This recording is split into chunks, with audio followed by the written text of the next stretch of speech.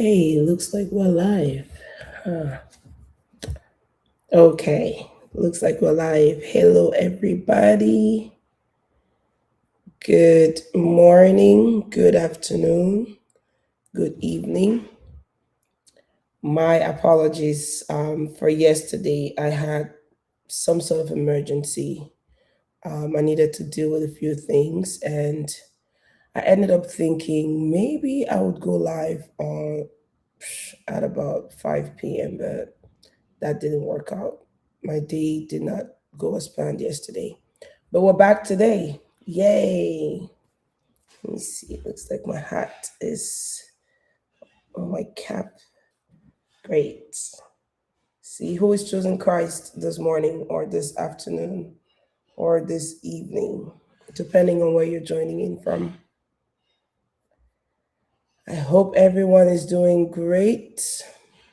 Okay, so I'll just go ahead and start. Please drop a comment when you join in so we can say hello to you. Pretty please. Drop a comment if you are with me. And yay, I see some people are joining. Good afternoon, good morning, good evening, depending on what part of the world you are right now. So let's go ahead and start. I don't want to, you know how the people who have to watch the replay, I feel like they have to show up and for 5 minutes it's like you're doing nothing and that just, yeah, that is not the most patient thing for anyone to do. So let's go ahead and talk about what we are supposed to be talking about today.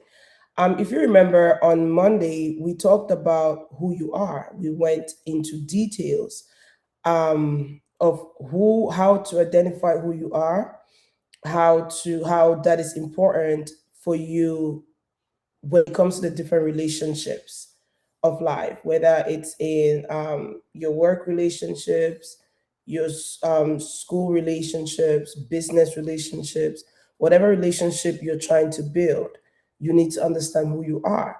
Now, as you all know, on this channel, we focus mostly on marriages and children. So today I want us to talk about who are you in a marriage? Because of course, per our schedule, yesterday we're supposed to talk about this, and then tomorrow talk about who a person should be while they're raising children. But now that we had the whole setback, I don't know, because I don't want to change my TikTok live schedule since I'm unavailable for live videos on Fridays. But what I'll do is I'm going to talk about that today, or maybe just do 30 minutes of who you are in a marriage and then who you are raising children. I think we should do that so that next week we start afresh. Tomorrow I would have to go live on TikTok. Yeah. Okay, so let's go ahead. We're going to do 30 and 30. So it's 11:32 per my time. I will go ahead and start, and at 12:02 we'll talk about children as well. So, who are you in a marriage? Now, remember on Monday, I said it's very important for you to know who you are before you even. Something is poking my eye. And there's nothing there. Oh, piece of hair. Shoot. Okay, sorry about that, guys. So, we talked about the importance of knowing who you are before building any sort of relationship. I don't know what is going on with me today. It's like things just flying all over the place. The next thing I want us to talk about marriage today because, in my opinion, marriages shape our society, right? That's one of the most important relationships in which anything goes wrong, everyone gets to deal with the consequences. Everyone gets to deal with the consequences of the marriage not working, which means we need to pay attention to the kind of marriages we're getting into. We need to try and ensure that a lot more marriages are healthy so that we can have a healthy society, a healthy community, and a healthy world. Why not? It is possible.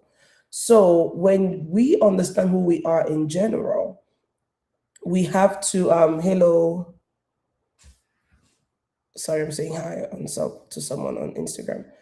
When it comes to marriage, it is very important to know who you are before you get into the marriage and while you're in the marriage, because the marriage doesn't only end with you.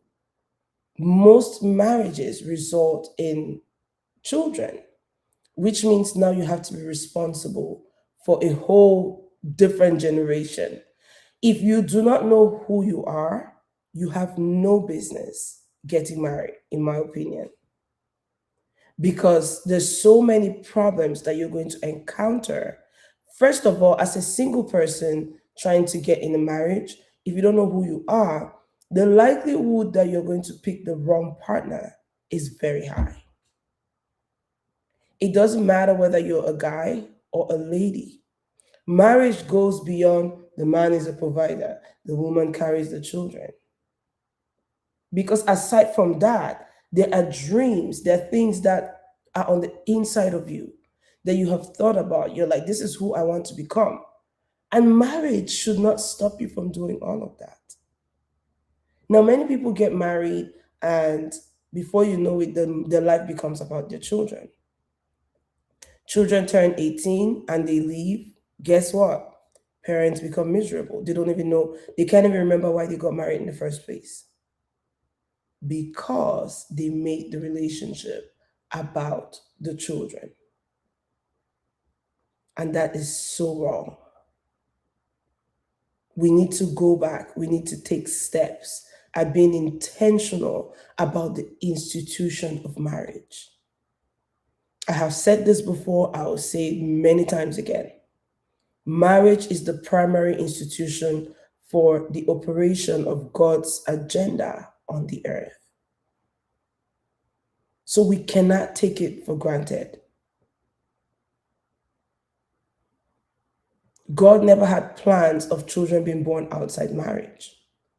That is something that was introduced because man fell from where God had placed him. So before you get married, you need to know who you are. And you need to be comfortable with the kind of person you are. Luckily enough, you know how messages go through different platforms. I was watching this movie by Uche Jumbo, A Taste of Scarlet. And by the way, I am so proud. I've loved Uche Jumbo as an actress, but I've never really paid attention to her production, right? Now, I've watched a few movies that she has done, definitely under five. And A Taste of Scarlet has changed my perspective completely because it's such a timely message for every young person. As a matter of fact, if you're single and you haven't watched A Taste of Scarlet, I recommend the movie. It's on YouTube, it's free. Now, why do I recommend this movie? Because what I am, what we started talking about on Monday, this movie goes to back exactly that. And I watched this movie yesterday, right? And I'm like, whoa, did this lady read my mind before she produced this movie? Absolutely not. So watch the movie. I don't want to spoil it for anybody. But then it's important to know who you are and accept. Don't try to bend or try to accommodate. Oh, I've been with this person for so long. And you clearly see that in the long run, you guys are going to be miserable. If they are not receptive of your love language, if they don't speak your love language, because again, like I said, marriage is about companionship first. Children are a gift in marriage. Therefore, as a couple, you should be able to bring out the best in each other. I'm not saying people should have 100% similarities. No. If you are a lady and you don't care for soccer, for instance, like you cannot even stand it, You have no business being in a relationship with someone who loves soccer. Because what's going to happen, unless you know, like, you cannot like something and you don't really care if somebody else is engaged in that. That's different. But you know for a fact that you cannot stand watching grown men running from one end to a field, chasing one ball all for 90 minutes. If you know you cannot deal with it and you meet someone and they're so passionate about soccer, even to the point where they also play soccer, you should know that that relationship most likely is not for you. Because what's going to happen eventually? You're going to now try and stop them from enjoying that sport. Maybe they want to watch soccer at home, and you're like, oh, I don't like soccer. The next thing was a solution. Oh, now they want to go watch it with their friends at the bar. And you know what could be at the bar?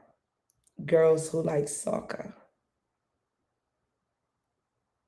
And I want us to know that as a person, whether you're a man or a woman, there are many good characteristics that we all possess that everybody possesses, right? The majority of women are beautiful. Actually, every woman is beautiful. Every man is handsome, depending on your definition of that. Now, any beautiful woman can sound intelligent.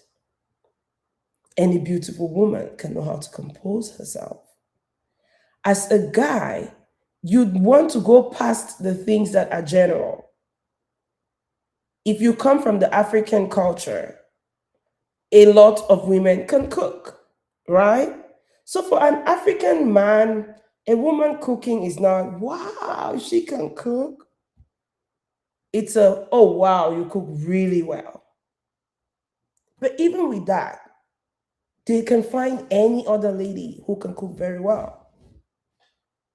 Now you go beyond, if, oh, you can cook very well and you can talk politics, then they start like, okay, okay. And then you can talk about sports. And then you can talk about geography. And then you can talk about science. So depending on who you are, if you know who you are, and you know what? I love intelligent conversations. You have no business entertaining conversations with people who are not intelligent per your standard.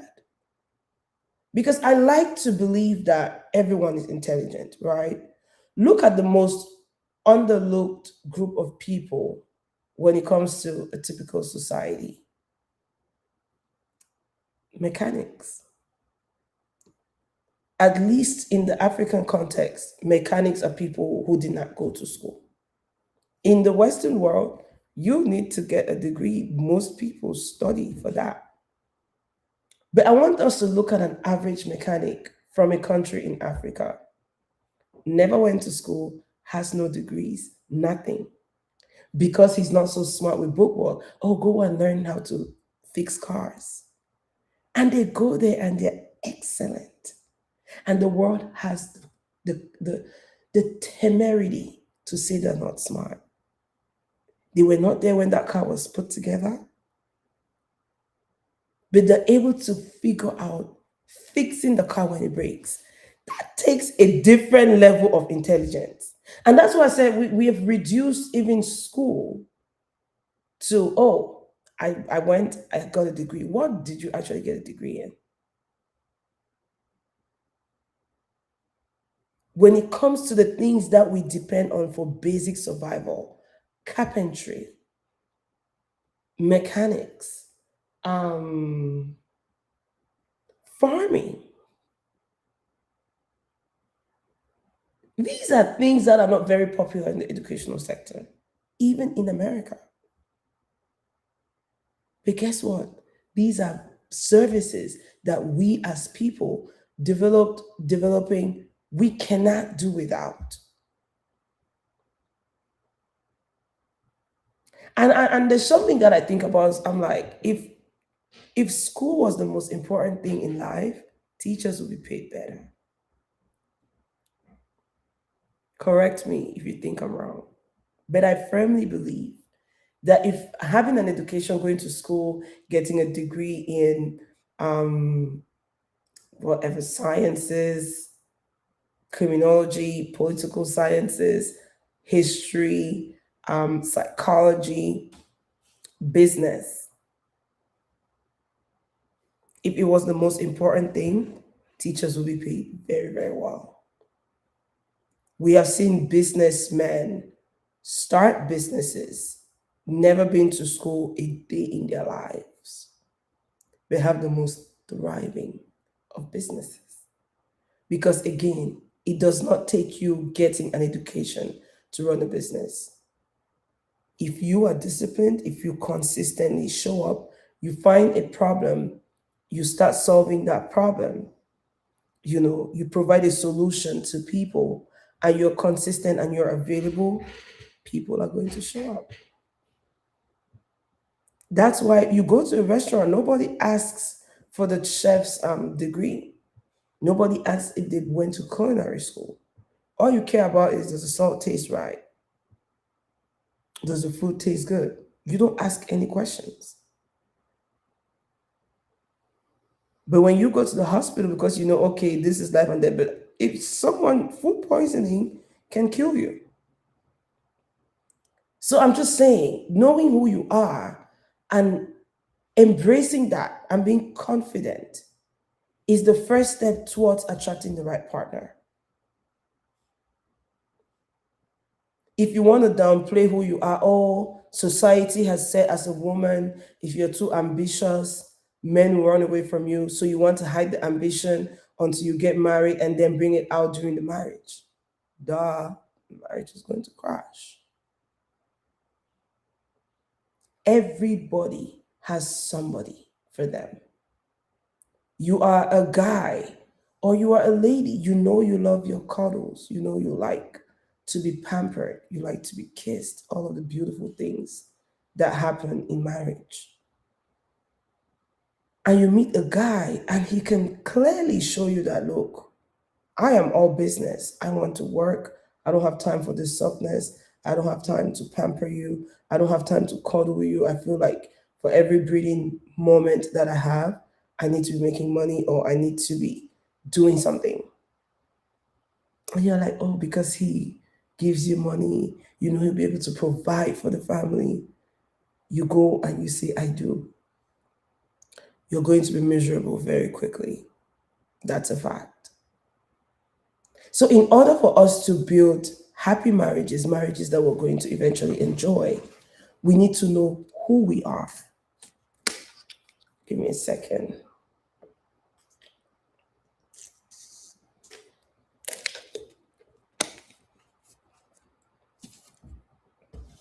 Even for some persons who are already married, you're watching this video and you're asking yourself, okay, I found myself in a situation where I'm already married and I'm realizing that who I am, the environment for my marriage does not support who I am. What do I do? I will always recommend have a conversation with your partner, whether male or female. Tell them, I have come to realize that I downplayed who I was. I was prioritizing being married, having children, but I'm realizing now that these are the things that I want to do. And I would love your support on that. Are you able to support me through this process? Because again, we like to make assumptions, we like to come to conclusions for people. I don't encourage that. Talk to your partner about it. If at first they resist, give it a little time. If it's still not working, leave the marriage. Because at the end of the day, when we leave this earth and we are transitioning to wherever, you're going to be judged on three things. What was your relationship like with God? That's number one. Did you leave? My iPhone is doing the most. Oh no. What? Oh. Says my, so Instagram, we lost Instagram. Saying the phone is hot. I think because I plugged it in, it was charging while I was in the live feed. Once it comes back, I'm gonna fix that. You know, you're going to be judged on your righteousness. How did you live while you were on the earth? And the last thing you're going to be judged on is the assignments that God ordained for you to carry out while on the earth. Now, that thing that you're thinking about, you're like, oh, I'm so passionate. I just want to go into this business, or I just want to do this. You may think it's just something, oh, I like, well, maybe it's because I like ABC. No, it's your assignment. You were ordained for it. That is why you're so drawn to it. And you're not going to now tell God, God, my husband did not allow me to go into philanthropic work, even though I had the passion for it. And you're going to tell him, your word says that we should respect our husbands. God is going to tell you, the husband you even married was not the husband he ordained for you. So we need to be extremely careful.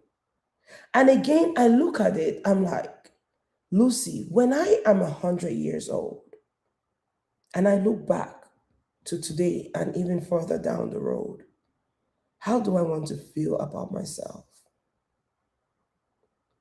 I know that I'll be very happy with the fact that I have accomplished a lot. I know that for sure. That is why anything that comes to mind, in as much as it is good, I am going to do it. It is better for you to do something that God did not ask you to do and it's a good thing than for you to not do the thing that He asks you to do. Because the things that you do, let's say you just bless somebody random, God is not going to punish you for that. Would He prefer that you give to people that He's assigning and instructing you to give to? Absolutely, yes. But a random act of kindness still counts as an act of kindness. So we need to go back and think of, who am I? What do I like? How does my character back who I am? Because again, there's certain things that we admire. Oh, you want to be a businesswoman, you want to be a businessman, you want to be rich. Do you have the character of a business person? Are people able to testify and say, oh no, this person, if they say they're selling this thing at this price, that's exactly what's going to happen. If they say their store opens at this hour, that's exactly what's going to happen. So I feel like answering the question of who you are fixes a lot of marriages. We cannot let fear keep us in relationships that we don't belong to. Because again, we also need to understand the definition of what happiness is. What is happiness for real? What is a happy marriage?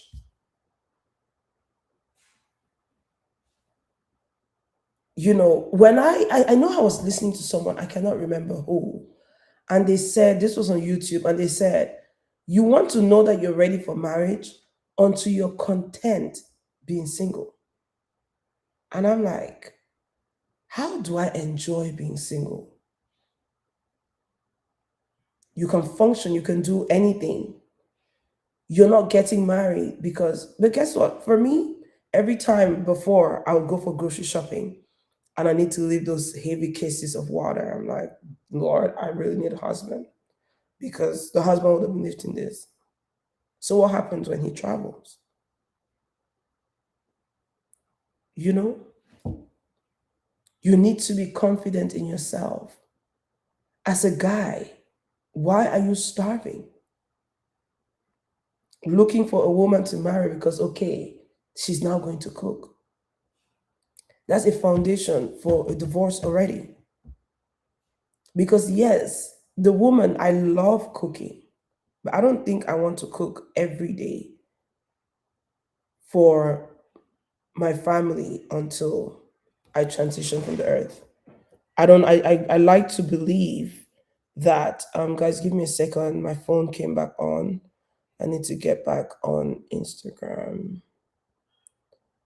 I don't know why this, well, because I plugged the phone in. I'm not going to do that again. I think it has enough power to take us until the end of the video. Or are you in marriage?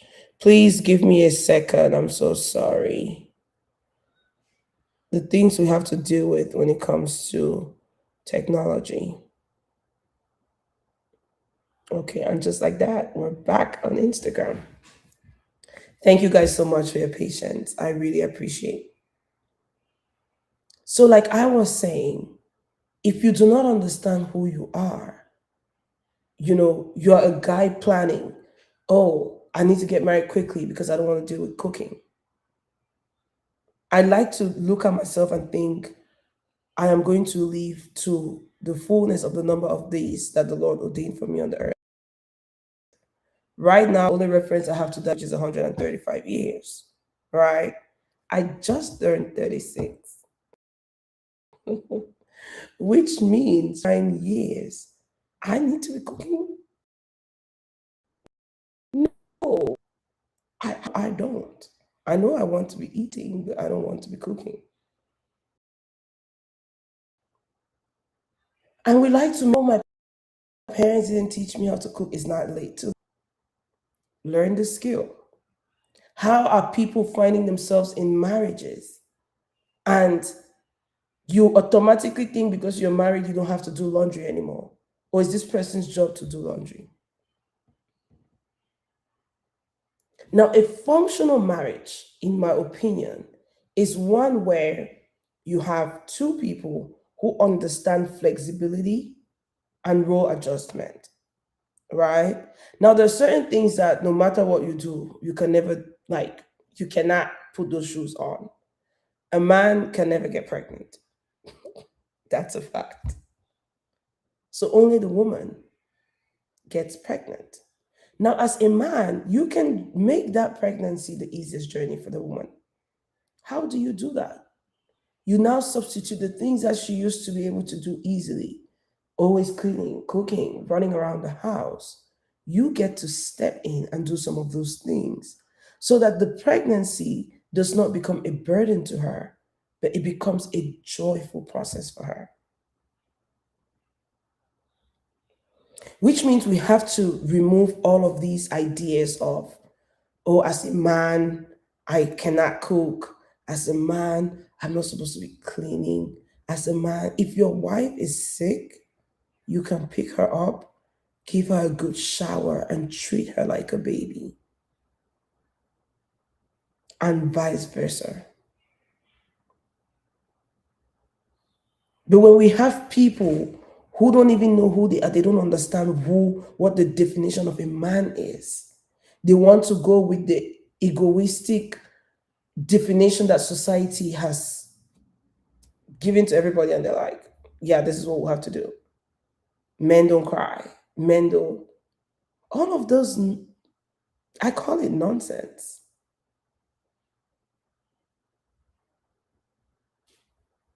If you don't have the basic understanding that as a man, you have to cover prayer in the place of prayer, we suddenly make it a woman's job to pray for the family. What happens when she's down? The whole family is exposed. So we need to go back and reevaluate. If you're watching this video and you're preparing for marriage, please follow my YouTube channel. What time is it? And begin to prepare for the actual marriage, not the ceremony, like we all do.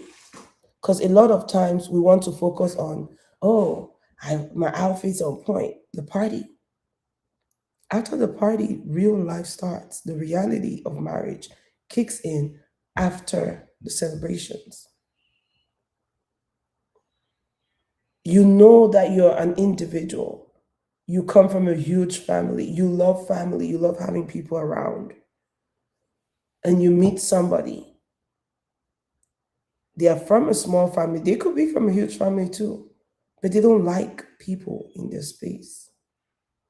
And you're telling yourself, oh, but I love them.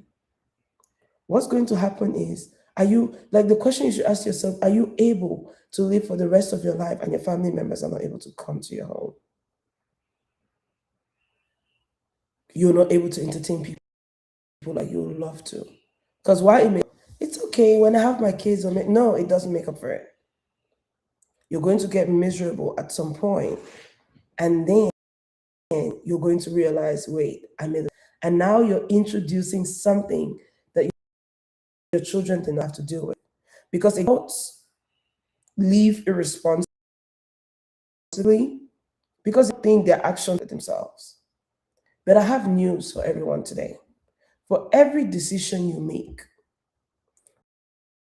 whether you're single or you're married, those decisions, your children,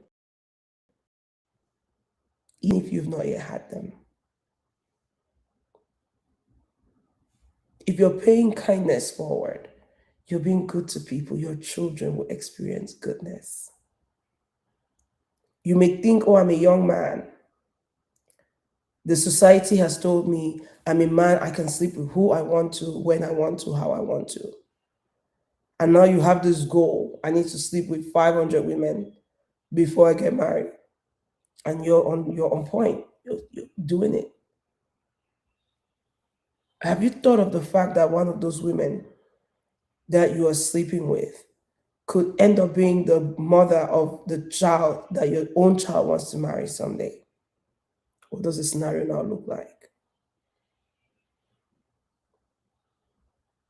Are you going to be able to sit in the same living room as them when that happens? You know, for the ladies, we do something and we're like, my sister say hi. We do something, we're like, I keep saying it, I'm like, as a woman, what happens if you want to get married and you look around, like the man you want to marry, he wants to introduce you to his friends, and you've slept with 4 or 5 of his friends. The man will leave you. He'll be like, nope, I cannot do this. Now you have,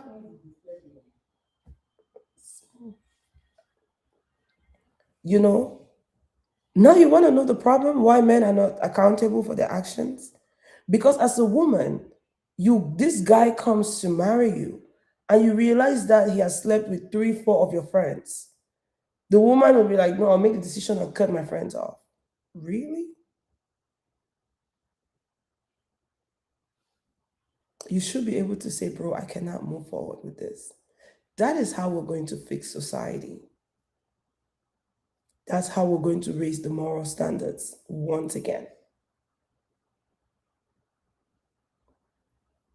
This whole double standard of, oh, this is what men should be allowed to do, this is what women should be allowed to do, it needs to stop. And it needs to stop yesterday. We need to do better for ourselves. Because again, I say it, these things have consequences. As a lady, you dated someone, you were doing the most. You guys did all of the things. Because again, dating is supposed to be a time of conversating and getting to know each other. But we have now pushed it to the level where we're carrying out activities that are supposed to be in the marriage, in that relationship. You're having sex with this man and you guys are pulling all of the styles, whatever it is you're doing. 20 years down the line, you're married. He's married. You know, you as a lady, you have a business idea. In the course of trying to find finances, I don't know why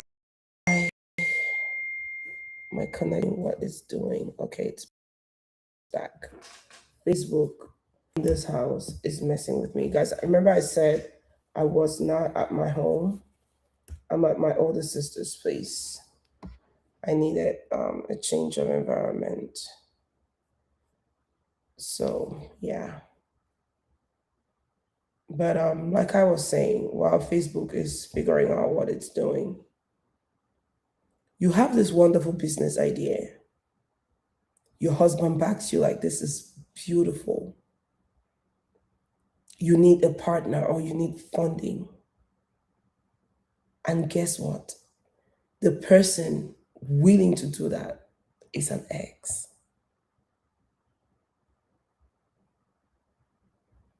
And the beauty is that we have these conversations online. Oh, as a woman, if your husband wanted to go into business with his ex, will you allow it? Absolutely not. So we need to go back. And something that the Lord taught me that is like, I use it as a reminder for every day. The people you encounter in your life at different stages in your life, they are not there by coincidence. These are people God ordained for you to do life with. Some may show up in your childhood, but there's assignments that you guys have in the future. There are assignments. There's some people that you meet when you're 5, 6, 7, and then later on in your 80s is when you guys need to work together. The people that God wants to use to bless you. He brought that person so that you guys could build a friendship, and then he separates before he brings back. And these things, they're not made up. If you study the word of God and you look at how God functions, his ways never really change. He removed Abraham. He said, go to a place that I will show you, right? Abraham goes. Abraham gets there. Because Abraham was carrying baggage that he wasn't supposed to carry, which is his cousin or his nephew Lot, whichever nephew. God finally says, you know what?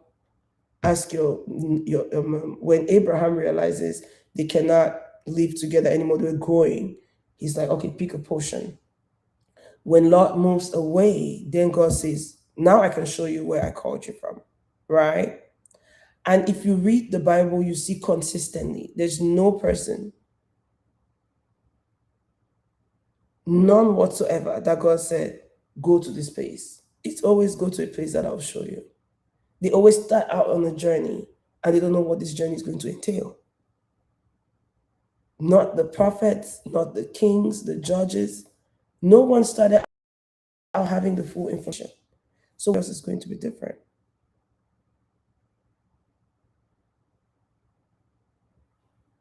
Now, if you look at Joseph, for instance, I think that would be the perfect example for this. God revealed who he was. He never had understanding. He went ahead, told his brothers. His brothers were like, oh, we need to nip this before it becomes a problem. They sell him, right? He gets to Egypt and he is placed right where God wants him to be. But it doesn't look like it at first. Now, regardless of how the brothers felt, Joseph is who God was going to use to bless them. And it comes full circle when the famine hits and they come to Egypt to buy food. And guess who is in charge? The same brother who they sold. So when you meet people, you should always, and you're attracted to them, ask yourself this question: why am I attracted to this person? You may be attracted to the gift they carry, not because they're going to make a good spouse for you. You know, I learned something that the anointing is very attractive. And I'm now beginning to be like, wait, that's actually true. The only reason why you're stuck on liking a lady and everything is like, I don't want to marry this girl is not a wife for me. But why can I not do without her? It's because of the anointing that she carries. The gifts are attractive. Now, if you don't know these things, you're going to make a mistake and marry somebody, and all hell will break loose. And then you think, oh, God abandoned me. Oh, how did I make such a mistake? Because you never understood who you are. Now, the second part of what we're talking about today is the importance of knowing who you are in the marriage so that you can be able to raise children. We have many parents forcing down their dreams on children, and these are not the assignments for those children. And the children are fighting with the parents because in this child's head, everything is saying, I want to do music. And the father is like, oh, I went down that music path. It did not work out for me. What ended up saving me is going to school and becoming an engineer. Even if you want to do music, first go become an engineer before.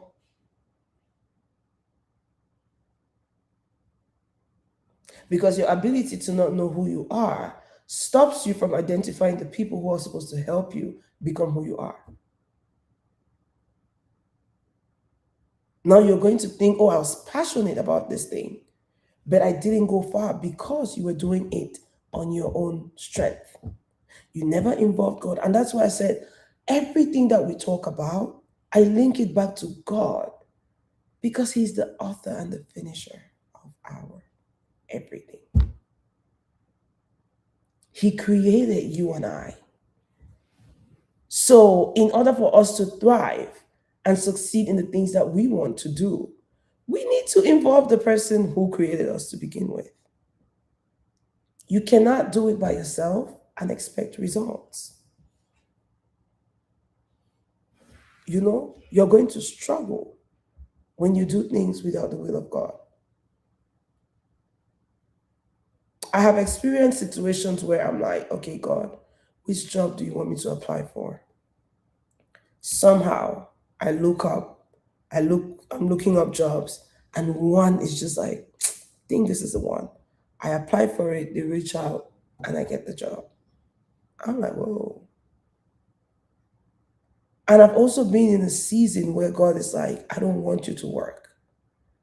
And I'm like, I cannot comprehend this. How do I just sit and do nothing? People are going to judge me. Da, da, da, da, da, da. I will apply for 50 jobs in a day. And not one person. No. Like, it got to the point, this annoying that says, oh, we received your application, but unfortunately, we're not going to move forward. That email, in as much as it's annoying, at least it tells you that they received your application, right? Now, when you are not even getting that response, you are like, okay, are the applications going through? So you're applying for the same job twice because you're not sure what happened the first time. You're editing your resume, trying to put all the keywords. And AI was not at this time. So understanding when I finally said, okay, at the end of the day, I am miserable. People are still judging me, coming up with reasons why I am not working or blah, blah, blah, blah, blah. And I'm still not obeying God. So I'm like, okay, I have to make a choice. Let's choose obedience. And I started to gain understanding that, look, it's not that I don't want you to work. I want you to work with understanding. Otherwise, you're going to try and get 3, 4, 5 jobs like every other person. You're going to be miserable. You're going to stress to get to exactly where I have ordained and planned for you to get to.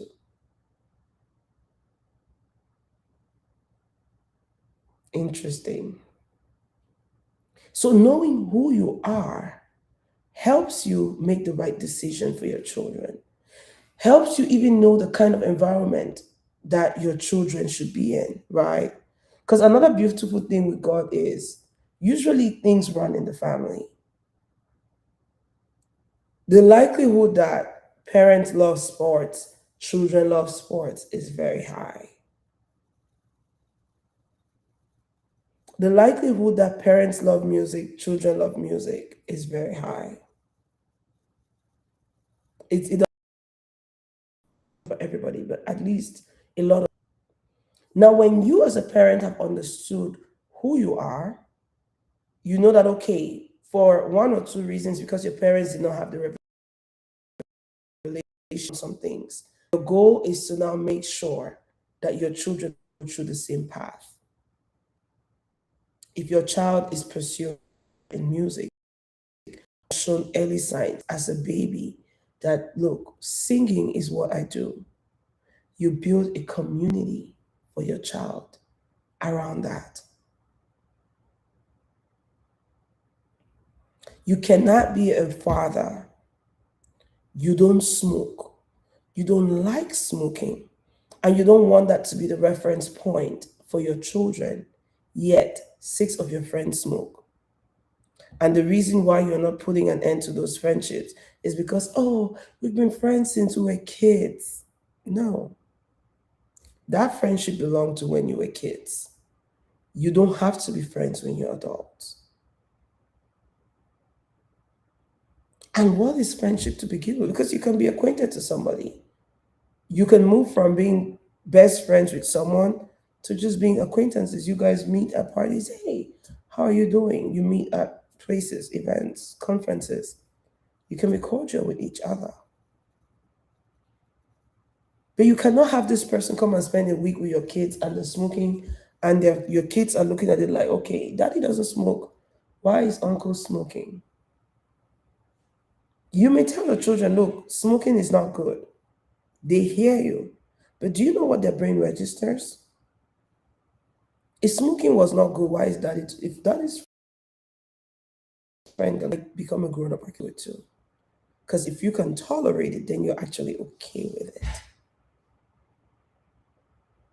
And then tomorrow, as a parent, you're crying. This is not how I raised you. Why are you doing this? Well, you told them the right thing to do, but you also showed them that you tolerated it. So it's not about words, it's about action. Who the friends that your child has, what are you exposing them to? That is what's going to help them thrive. That's how you build the proper foundation for children that you're going to be proud of. Because again, I say the worst thing that could happen to a parent is being old, right? And your children are struggling. This is not about, I know we've made it where it feels like, oh, children have to take care of their parents. No, you can have, if you prepare as a parent, if you do the right things, you put in the right work, you can be comfy for your retirement, like extremely comfortable, right? But if in your comfort, you have to watch your children struggle with things they're not supposed to be struggling with. You're busy bailing out your child from one jail to the next. Today, your child is how to they're on drugs. You know, it's a place to be at. I think about it. I'm like, no, that's not the life I want for myself.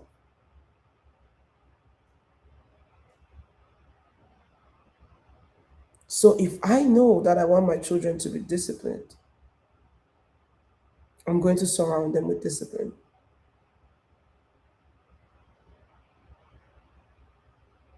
You know, growing up as a child, my dad would not let us go for holidays, spend holidays at any person's house.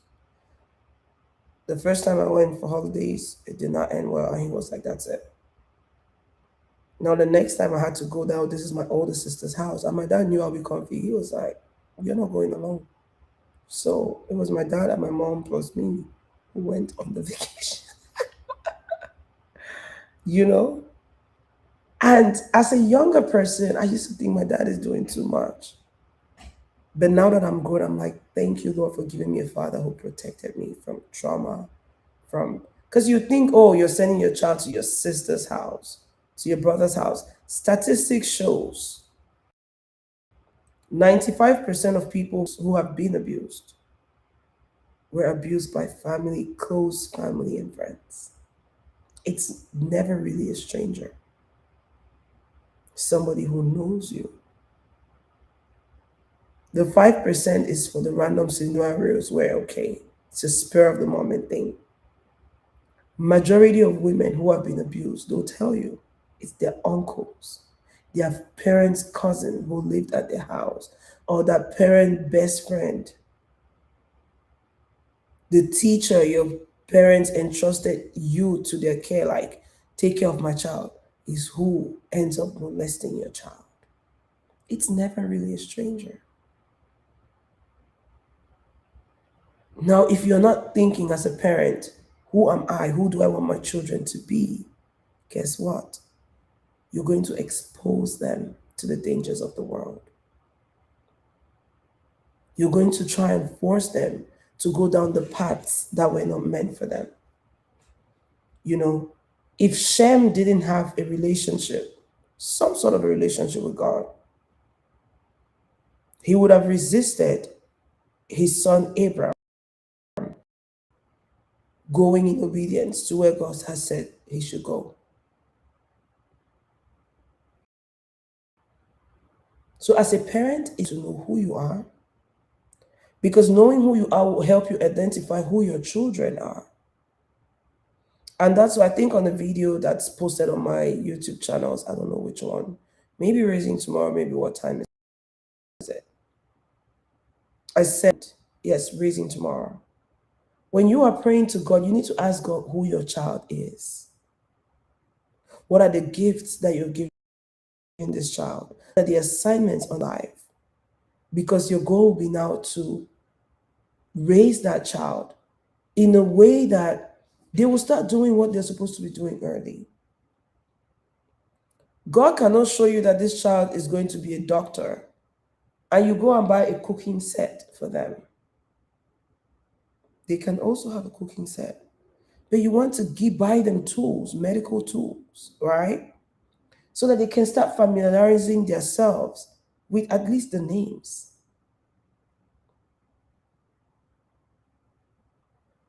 It's a good thing. Everything has a toy version. Lucy doesn't have a toy version, but many things have toy versions. If God is showing you that your child is supposed to be a chef, buy that child a kitchen set. You're teaching them how to organize their kitchen. You're teaching them how to create a functional environment for work and all of that. Do you allow the child to do other things too? Yes. But make sure that who they're going to be is always the foundation. And most especially, you need to raise your kids in the ways of God. Now, if you as a parent does not even understand why you should have a relationship with God, you will not push having your children have a relationship with God. You push them in the wrong things. You get them to do the wrong things that do not add any value to their lives. Every time I sing this song, it's funny that I don't even know the artist. I don't know his name, but I'll put you in front of my melody. You are all that matters. You are all that matters. I don't know. I'll make room for two. You and I, Jesus. You are all that matters. Every time I worship to that song, for the most part, I cry. Because that's been the reality of my life. Now, as a child, I could sing, but I could only sing tenor. As a young person, I couldn't sing soprano to save my life. And when I was age 13, I went to an all-girls boarding school. And I realized that, wait a minute, a lot of the girls were talented. And then one of my classmates said, oh, you cannot sing. And this is something even from home. There's some family persons who are like, oh, you cannot sing. And I was like, can I really not sing soprano? And I said, Jesus, I know that you can help me. You can teach me how to do it. So somehow, God started helping me, and I'll just try. And I'll just try. And I kept trying, and I said, I want to be able to sing in all four, like any voice that exists, I should be able to produce that sound, right? I have the Holy Spirit in me. I can do all things through Christ who strengthens me. And that is how from age 13, I told myself, Lucy, You can do anything. And innocently at the time, even, I knew that it was Jesus helping me, but there was a little bit of doubt. But I just knew that I have to hold on to what I believe in and keep going. Fast forward to today, I sing and people are like, oh, you have an amazing voice. I'm like, the Lord did that. Now I know that He actually taught me how to sing. So I put Jesus in front of everything because He has shown me time without number that He is truly all that matters. And knowing who I am in Him, it helps me in ways that I cannot begin to describe. Before people be like, oh, you're so confident. But I'm like, no, I'm actually a shy person. God just helps me. And at some point, the Lord said this to me. He said, people think it's a cool thing to say I'm shy. Every time you do that, you're agreeing. Facebook finally got kicked out. Praise Jesus. I don't know if I should restart the live video we're almost done. So, sorry. What time is it, family on Facebook? You have to finish the video on one of our other platforms because I don't really have the patience for all of that right now. And God started teaching me that for every time you say, oh, I'm actually a shy person, because you want people to be impressed by your boldness, you are agreeing with a spirit that does not belong to you. So now when somebody says, oh, you're very confident, I'm like, thank you. That's the power of the Holy Spirit. I don't bring up the whole, I used to be shy, I am a shy. Nope. We don't identify with that spirit. When somebody says, oh, you sound very calm, say, thank you very much. It is by the grace of God that I am very calm now.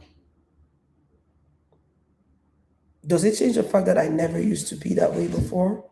Nope.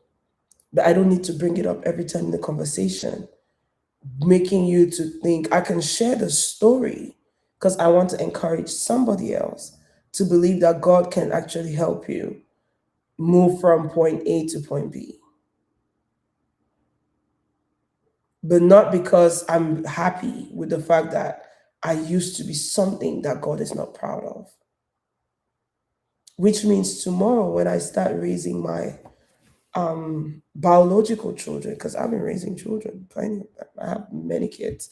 One day I'm going to make a video of my kids, and you guys are going to see them. I have big kids, and small kids. But when I start having biological children, if my child starts acting timid, I'm not going to say, oh, when they grow up, they'll outgrow it. No. I'm going to go in the place of war and I'm going to cast that spirit out because I have the authority. We have parents, their children are dealing with spirits. Oh, this child is just stubborn. They have always been stubborn as a child. Oh, this child is just naughty. They've always been naughty as a child. It's a spirit that needs to go. And you're busy partnering with the spirit, letting the spirit build a strong foundation in the life of your child when you're supposed to speak to it and say, get out. Why do parents make this mistake? It's not because they're careless. It's because they don't even understand who they are, why they're here.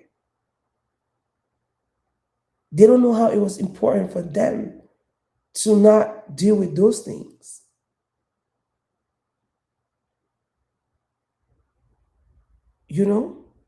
There are many things. We have emotions. I'm a very emotional person, extremely emotional.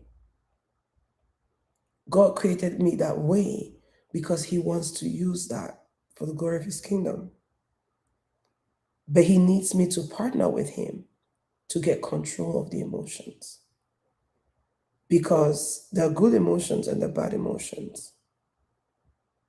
What happens when you lose control and you hurt somebody?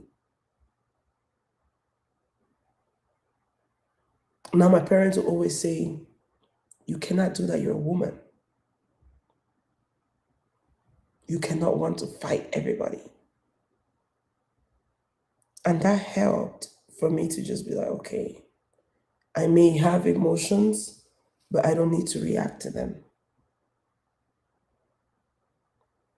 And then I grew up and I realized, wait, God actually wants me to get control of the emotions for real. Because while you may be interested in reacting to what somebody did, what somebody said, there's something that happened with them that is making them do what they did that you have no understanding. And sometimes when you gain the understanding, you realize that it doesn't really matter. You realize that your emotions just die down. So that's the mindset I now walk with. Before, you could not win in an argument that I'm not concerned with. But I ended up realizing I don't have to be the loudest person in the room or the person who's correct in the room. I don't have the energy, the strength to engage in conversations that are not uplifting anymore. I've gotten to that place, and it's a beautiful place to be in. You can say what you want to say, it doesn't affect me. I don't even let it like goes in, out.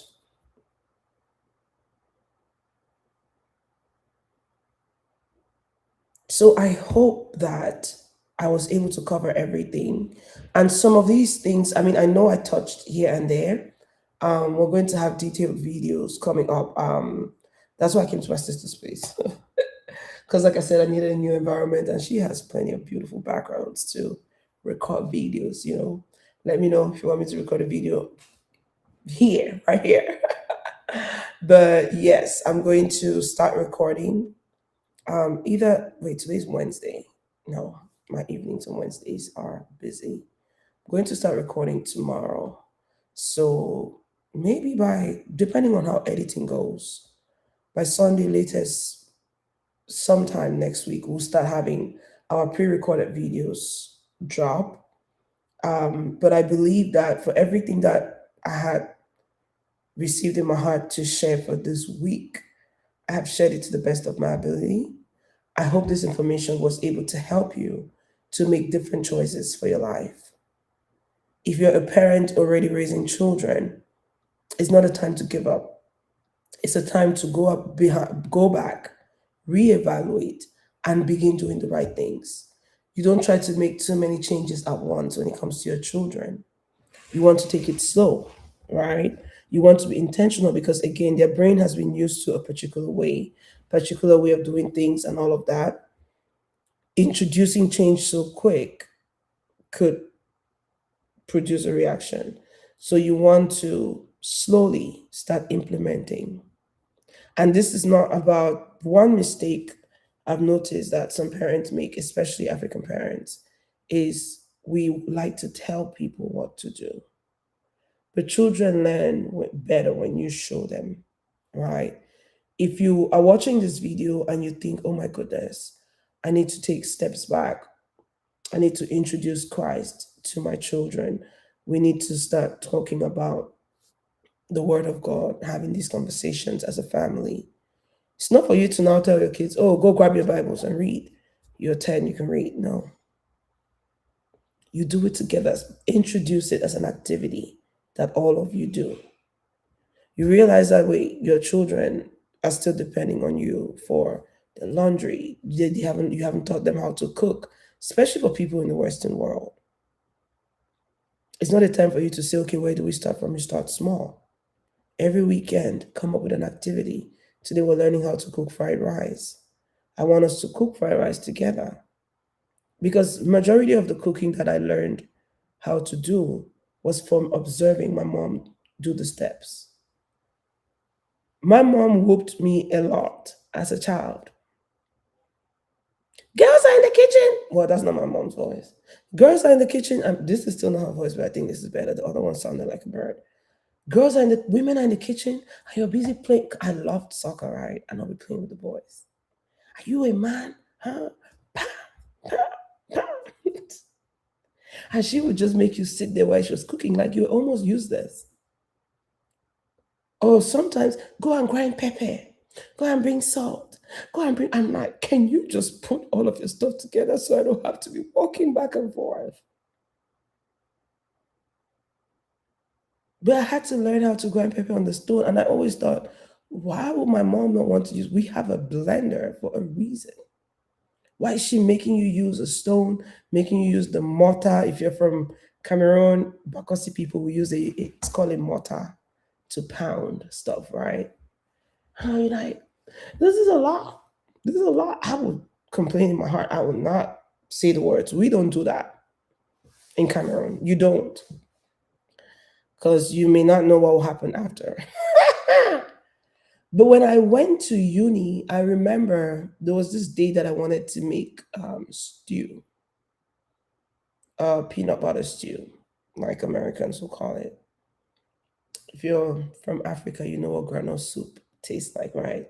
One of the most amazing soups ever. So I had fried my peanuts, gotten my everything ready, and I was going to blend the peanuts. And guess what? Electricity went out. I waited for about 30 minutes to an hour. It was not coming back. I had class that evening. And I said, wow, looks like we have to do it the hard way. Now, when my mom even bought that little we call it pepper stone, for those who know what I'm talking about. When she got it for me, I'm like, I'm never using that thing. I am blending everything. I praised God for the fact that she insisted and she left it there. I pulled the stone out, washed it, and mashed my peanuts. And I made my stew.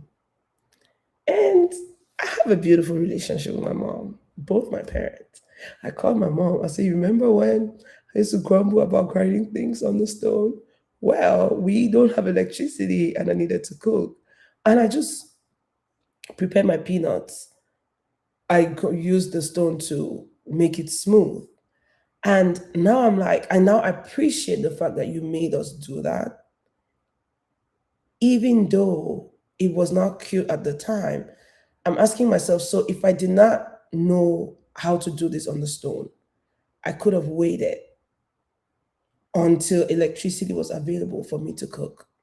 You want to know when the electricity came back on? 2 days later. You know, so as parents, one of the things that has broken my heart a lot since I came to America is that certain groups of Americans don't raise their children to have basic survival skills. The white community, for the most part, doesn't have this problem. It's the Africans, African Americans. Um, Mexicans also raise their children to have basic survival skills. You need to see people in America panicking because the light went. I'm like, it's just electricity, it's not that serious. We should be worried if we don't have air to breathe. Oh, we had no power for a couple of days. It's only 2 days. Get over yourself. And then you have people in countries in Africa going for a month with no electricity, you know? And I keep looking, I'm like, these Americans, you keep looking for trouble all over the world. If these people retaliate, a lot of you will not be able to survive. If something happens and there's no electricity for a month in this country, I'm pretty much, it will be, please, let's not get to that. So when I pray for America, I'm like, God, please, we don't care what which president is doing to which country. Please do not allow these people to attack this country. It will be crazy. Now I look at even how we disrespect God. You know, if you look at the book of Jeremiah, and whenever Jeremiah, I think chapter 42-ish, it's in the 40s. I don't know exactly which one. But I know that the word of the Lord came to give it to the people, and he literally told them what will happen if they went to Egypt. right? You know what? That's not the best scripture for me to use to do this. Let me use Exodus 23. Yeah, I think Exodus 23 is the best one. God tells the people, when you're going into the land that I've given to you, I'll send bees, right? I'll release hornets. The Bible actually calls it hornets. And they'll chase out the people, the Canaanites, the Jebusites, the Hittites, the Perizzites, all the Zites. And God tells them that this is going to happen slowly so that they can occupy the land. If he kicks everyone out at the same time, wild beasts could come and inhabit the land. So the Lord tells them, I'm going to do this slowly so that you guys can also occupy slowly, right? So now I'm thinking we are living life almost worse than the Israelites were. Actually, we're worse. I firmly believe that our generation is worse than the Israelites. And I'm asking myself, what if God decides to release hornets to America, for instance, because America has idol worship is normal in this country. Um, Abortion is legal in a lot of places. People are allowed to keep guns in the name of protection, but that's literally just giving people the ability to kill other people, right? And I'm like, if God's judgment decides to come on this country today, and God decides, you know what, I'm going to send bees to drive them out of their houses, and we all now have to go stay in the bush. I mean, my career will start there. I will collect money. How many of us can start a fire? Let's just say by chance you're able to grab a lighter. Do you know how to grab, like, how to even grab the right branch of a stick and put it together and light the fire? How many of us can use the sense of the wind, use our natural senses to know, wait, there could be water coming, there could be water in this direction? We have zero survival skills. And we're disrespecting God who can, like, whenever I think of these things, I say, God, please. It's not only Americans who are living in America. Oh, this place has Africans. You have people who are innocent. Have mercy. Have mercy. I'm bringing this up because we need to do better for our children. Are you raising your children like they cannot survive tomorrow without you? Or are you raising them? Something happens to you, they could be able to figure that out. That is what I want us to reflect on. We've talked about understanding who you are before and while you're in marriage. And then you need to understand who you are as it concerns raising children.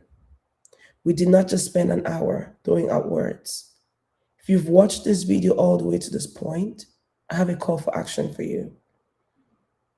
If you're single, go back and ask yourself, who am I now? What partner do I think will work best? For me, the Bible tells us, can two walk together unless they be agreed? Answer is no. Somebody can be a good person, but they're not a good person for you. We need to know that and know peace. And be bold enough to say, I am not going to settle. You're not settling for less. It doesn't have to be less for you to not settle for. If they don't have the capacity, they don't have the capacity. It doesn't make them less than you are. They just don't have the capacity. So we all need to go back to a time of self-reflection, including myself. Reevaluate and ask, who are you really? Because imagine tomorrow you guys hear that I got married to someone and he's like, oh, I don't like those social media things, those live videos that you'll be doing on YouTube, Instagram, and Facebook. It needs to stop. Bro, what? Naturally, it's going to produce resistance because I love doing this. I'm like, if this is my little way of changing the world, I'm going to do it. If there's only one person watching, I'm going to show up. If there's zero people watching, I'm still going to show up. That is how much I love doing this, because that's how I can bring change. That's how I can actually help. Now, I've been doing this for 5 years. I meet someone and he tells me, I know that, yeah, I reached out to you via your Instagram video or your YouTube video. However, I want you to know that when we get married, you will not be doing those things anymore because I don't want my wife on camera. Respectfully, I'm going to say thank you for revealing that. That lets me know we don't need to continue with this conversation. It was nice meeting you. Hopefully, life has some other plans for us in the future, but relationship, we cannot discuss about it. And we're done. This is not a thing of the person comes back 1 week later, a month later, and they're like, oh, I realized that that is not as important to me as you. No, that conversation is done with, because that person is only coming back from a place of fear of losing you. They're thinking, okay, she has these many characteristics that are good. I could compromise on one thing. No, you cannot compromise on that thing. If it matters to you, there's many girls who are pretty intelligent, even better than the person you're trying to compromise for. And they don't care about doing what you actually don't like. We need to be bold about these things.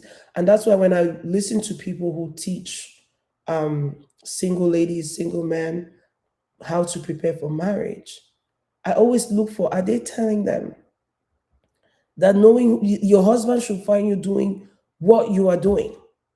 Marriage is not a rescue mission. Raising children is not just something that you do because everybody does it.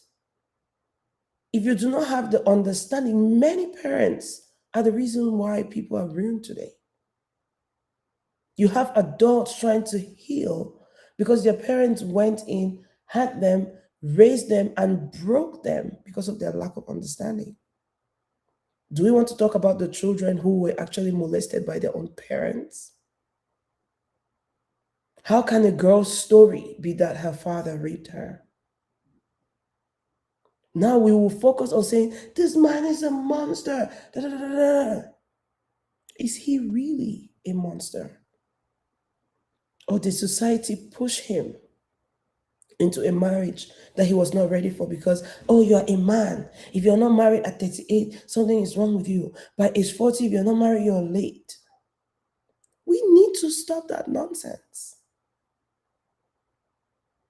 I talk about this. I say my biggest trauma growing up is people always telling us that our dad was not going to see us grow up. My father had me at age 50, right? Yeah, early 50s. My youngest sister, he was probably in his 60s already. Yeah, because we're like 8, almost 10 years apart. And I actually, it wasn't just from people. There's certain things my mom will not allow us to do. She's like, I don't want you guys to get comfortable in case your father dies. Da, da, da. So I grew up with that trauma, that fear that I'm going to wake up someday and my dad is not there. And if I tell you God had to heal me from that last year, you will not believe. And guess whose daddy is still at home, very strong and healthy? My daddy. But that has been my biggest fear my whole life. That someday I'm going to wake up and my dad is no more. And I will cry for 4 hours. I'm not joking.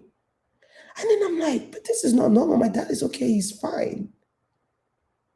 Why? And I had to submit it to God. I'm like, I cannot be doing this because the enemy is going to use this to torment me. And imagine spending 4 hours crying because you imagine that someone passed and the person is very healthy, going about his business. That's a lot of time wasted. And I'm very glad that God delivered me from that fear and that feeling. And I asked myself, if my mom had a relationship with God, she would have known that my dad is going nowhere anytime soon. She would not have joined the other voices to reinforce, oh, you guys are going to grow up without your father. And my dad is there today.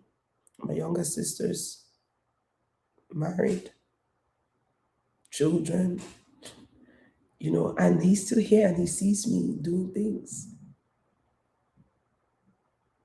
So, parents, we have come to the end of this video. We went a little above time. This is not the goal is not to make anybody feel bad. The goal is for you to reflect and ask yourself what truly matters. What is going to matter in 10, 15 years? Do you want to be the parent who is so proud their children are thriving? People are using your kids as a reference. Or is your child going to be the subject of ridicule and criticism in the society? The time is now for you to ask that question, and it's not too late. Now, if you watch this video and you have concerns, you need to address certain things. If you guys did not know, I coach women who want to build Christ-centered relationships and build Christ-centered businesses. Send me an email. We have an email for every platform. Unfortunately, I wasn't able to set up the WhatsApp like I intended to last week. So help me God. It will be set up by the end of this week. So I have to get a phone number from Cameroon because it costs a lot in America, a WhatsApp phone number. So if anybody has a question, now is the time to shoot your question. If you don't want to ask your question online, you can reach out to me privately on any of my social media platforms, and I will respond in good time. That said, if there is no question or any concern, I believe we have come to the end. Thank you so much for watching. I hope you have a wonderful day and a wonderful rest of your weekend. Or a wonderful weekend. It's not weekend yet. And we'll be back on Monday on these platforms. Now remember, on Thursdays, I go live on TikTok. Pretty much talk about what we've talked about on the other platforms from Monday to Wednesday. So if you watched the videos on YouTube, the live videos on YouTube, Facebook, and Instagram, I'll say still join the conversation on TikTok because other things pop up. But I go live on TikTok from 11 o'clock on Thursdays. That said, thank you guys so much for joining. I hope you have a wonderful rest of your day, and I will see you on Monday. Bye bye.